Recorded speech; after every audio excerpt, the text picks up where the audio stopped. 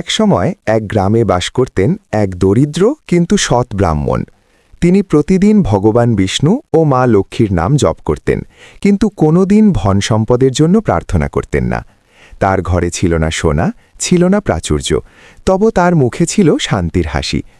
একদিন মা লক্ষ্মী ছদ্মবেশে সেই ব্রাহ্মণের বাড়িতে এসে ভিক্ষা চাইলেন।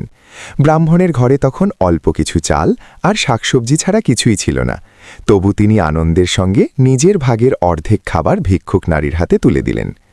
মা লক্ষ্মী তখন নিজের রূপ প্রকাশ করে বললেন, তুমি কেন আমার কাছে কখনো ধন চাওনি? ব্রাহ্মণ বিনীতভাবে উত্তর দিলেন, মা, আপনার কৃপায় যদি মন শান্ত থাকে সেটাই তো সবচেয়ে বড় সম্পদ। এই কথা শুনে মা লক্ষ্মী গভীরভাবে সন্তুষ্ট হলেন। তিনি বললেন, যে ব্যক্তি লোভহীন ও কৃতজ্ঞ তার ঘরে আমি চিরকাল বাস করি। এই বলে তিনি ব্রাহ্মণের ঘরে আশীর্বাদ রেখে গেলেন।